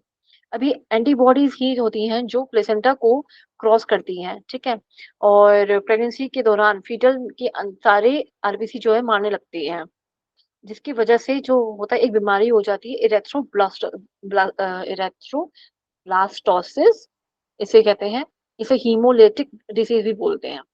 इसमें क्या होता है फिर, अगर जो सेकंड प्रेगनेंसी की बात कर रही हूँ, सेकंड प्रेगनेंसी में क्या होगा, जब सेकंड प्रेगनेंसी हुई, फर्स्ट प्रेगनेंसी में तो कट कर दिया, सब कुछ बल्ले बल्ले, सब बढ़िया, ऑल गुड, कोई दिक्कत नहीं आई।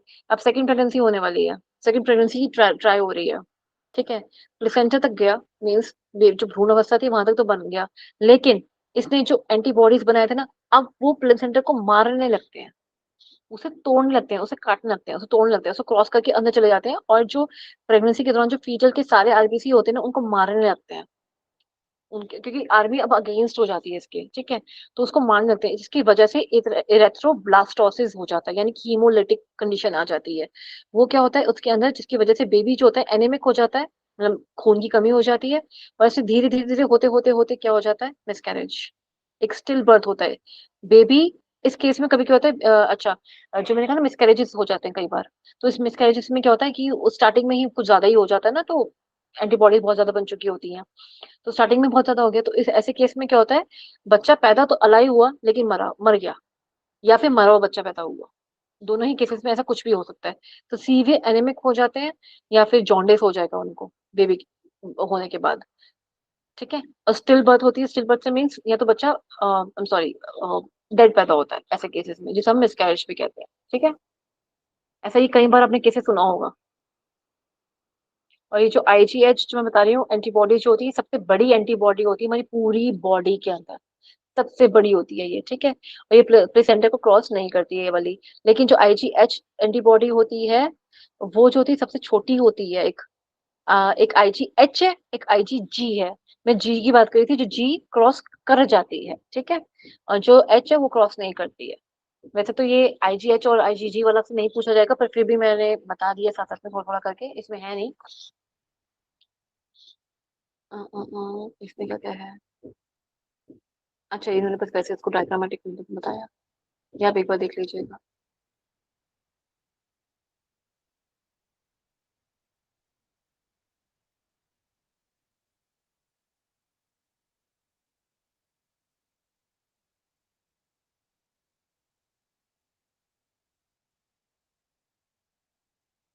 नेगेटिव वाला भी दिखा रखा हूँ।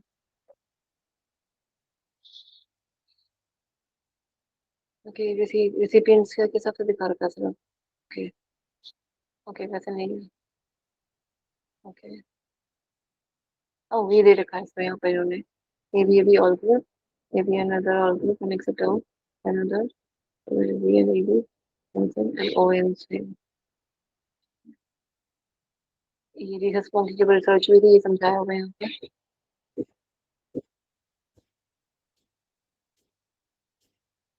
अब तो वैसे इस जो मैं आपको जो कंडीशन मैंने आपको बताई है, ये कंडीशन वैसे क्लियर हो चुकी हुई है अब। जनरली इंजेक्शन पहले लग जाते हैं, और इवन अगर बाद में भी कोई सिचुएशन सामने आती है तो भी इंजेक्शन के थ्रू दवाइयां मतलब बन चुकी हुई है, तो अब ऐसी कोई प्रॉब्लम वाली बात नहीं है। ये पहले हुआ करता था, बहुत ज्यादा होता था, ठीक है। ये जो मैंने आपको सारा समझाई, वही चीज सारी समझाई थी यहाँ पर।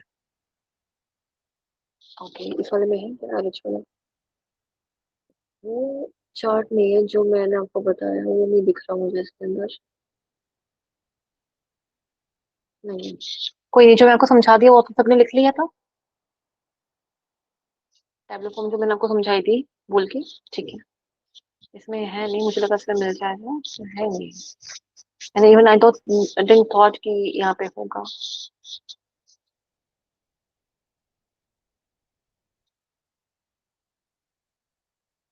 ओके, अब ब्लड में तो आई डोंट थिंक सो, अब किसी को कंफ्यूजन होगी कि ये मैम ये ए बी है तो इसको क्यों नहीं दे सकते, मैम ये बी वाला है इसको क्यों नहीं दे सकते। अब ये तो नहीं कोई पूछेगा इस तरह के questions, I don't think so कि अब इस तरह के क्वेश्चन आप लोगों के दिमाग में कभी भी आएंगे। ए प्लस बी वाला, सॉरी ए प्लस और B plus, A B plus और ओ प्लस क्या होते हैं, and then the same negative, ये क्या होते हैं, ठीक है। अब आई डोंट थिंक सो कि आप लोगों के माइंड में मेंटली आप इन सब में से किसी भी एक पॉइंट को ऐसे जनरली अपने दिमाग में लेकर आओगे कि ये चीज नहीं समझ आई। किसको समझ नहीं आया? किसी ने हैंड रेज़ किया शायद कि नहीं आया। पद्मा जी ने तो थम्स अप किया है। थम्स डाउन किसने किया है?